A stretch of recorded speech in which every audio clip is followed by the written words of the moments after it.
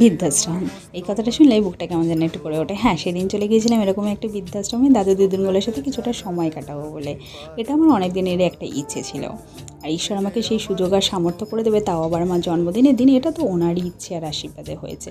মানুষের মাঝে থাকতে না আমি বরাবরই ভীষণ ভালোবাসি, আর মানুষের জন্য কিছু করতে পারা সেটা তো ঈশ্বরের আর এক বড় আশীর্বাদ। তাই ঈশ্বরের কাছে প্রার্থনা করি জীবনের শেষ দিন পর্যন্ত যেন মানুষের মাঝেই এভাবেই থাকতে পারি, আর মানুষের জন্যই যেন কিছু করে যেতে পারি। ওনাদের সাথে গল্প করতে করতে কখন যে সন্ধ্যা থেকে রাত হয়ে গেল ঠিক বুঝতেই পারলাম না। আসলে কি হয়, একটা সময়ের পর না মানুষের যখন বয়স হয়ে যায় তখন তাদের গল্পগুলো শোনার মতো কেউ থাকে না। ওনাদেরও গল্পগুলো শোনার মতো কেউই নেই। ওনারা এত গল্প করছিলেন, আমাকে এতটা আপন করে নিয়েছিল যে কি বলবো। এই যে এই ফুলের মতোই সুন্দর তো ওনারা, তাই একটা ফুল পেয়ে যে এত আনন্দিত কি বলবো। আমরা শুধু সারাক্ষণ নিজেদের গল্প বলতে ব্যস্ত থাকি, নিজেদের কথাই বলতে ব্যস্ত থাকি, শুনি না আমরা কখনো, শুনতে তো অভ্যস্ত নই। সারাক্ষণ শুধু জীবনের প্রতি আমরা অভিযোগ করে যাই, জীবন থেকে যে এত প্রাপ্তি সেটা আমরা উপলব্ধি করি না। আমার তো হারানোর কিছু নেই, শুধুই প্রাপ্তি, আরও ভবিষ্যতে অনেক কিছু প্রাপ্তি আছে। এই যে এত ভালোবাসা, আন্তরিকতা, এগুলোই হয়তো থেকে যাবে।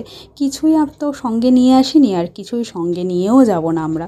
এইগুলোই আমাদের মাঝে থেকে যাবে। ওনারা বলছিলেন আবার এসো গল্প করবো। হ্যাঁ, খুব তাড়াতাড়ি আসবো আবার গল্প করতে তোমাদের সাথে। তোমরাও ভালো থেকো।